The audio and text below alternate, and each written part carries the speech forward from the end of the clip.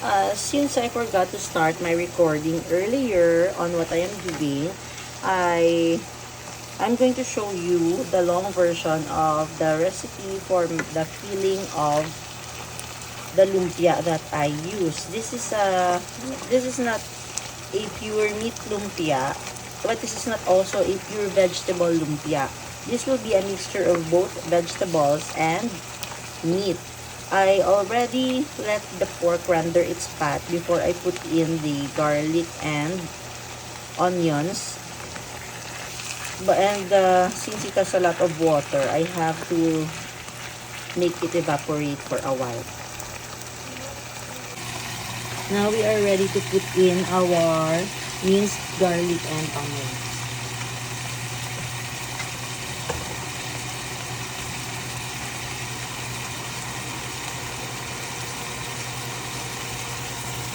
This is the minced garlic and onions. Doesn't matter if a bit of the carrots are going in also, because I didn't wash my food processor.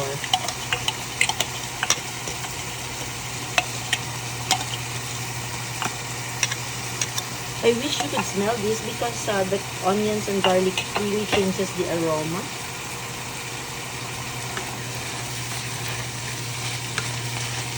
This is also the part where we are going to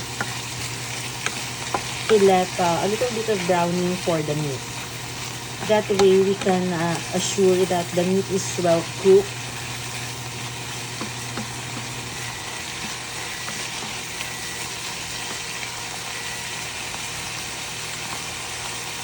Then I'm going to add black pepper.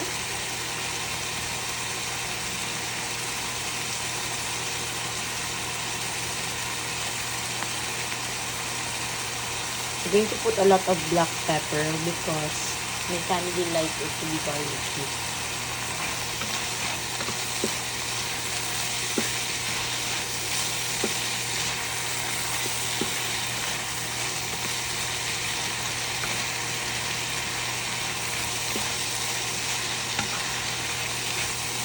Then we're going also to add salt. Everything is just eyeball here. I'm not following any steps. Everything is by gut. So just feels and eyeballing only.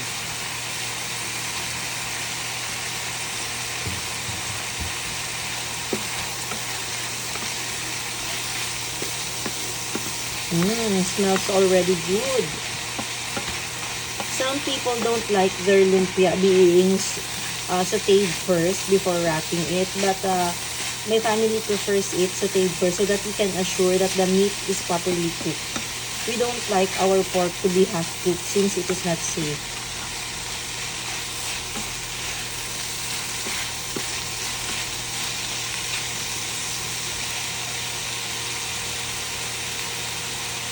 Then for the meat, we will add the bean sprouts, which takes a longer time to cook. I'm going to add the bean sprouts.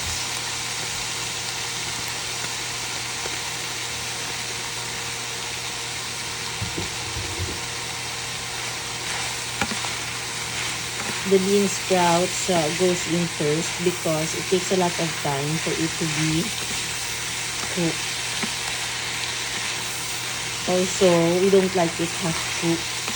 It's super crunchy or it's a bit hard, and also starchy when it is not cooked well.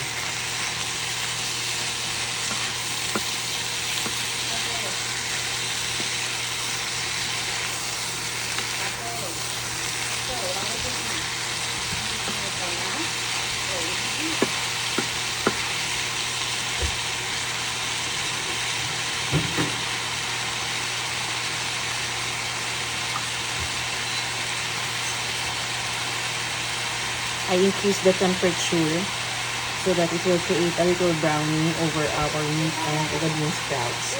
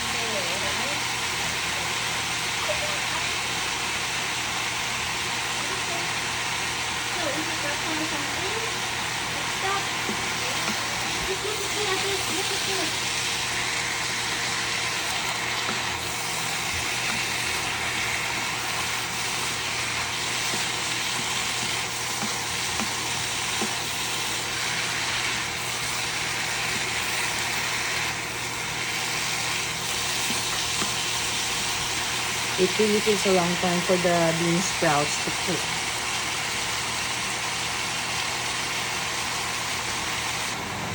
Now we'll add our sayote, and I julienne the sayote so that it will have a different texture, and I minced the carrots. We will add them together so that they will have almost the same time to cook. We don't want it to be mushy, but we want it to be bendy or flexible.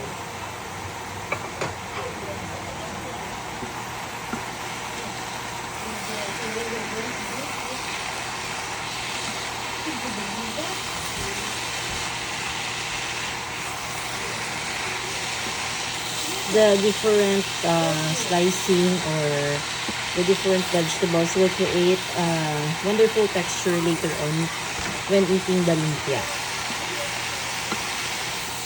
At this point also, while mixing, we will add our oyster sauce. The secret of this lumpia filling is the oyster sauce.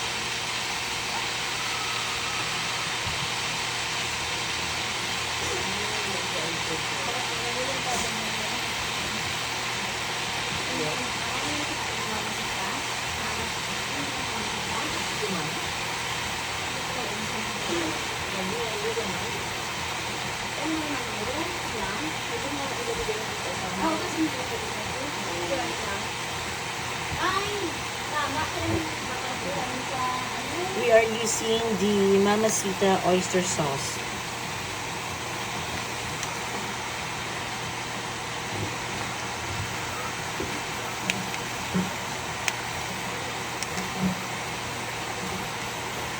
But this is Ang oyster sauce ang aming sinulikon? hindi. Mas hindi ko matansya, balang lasahaw.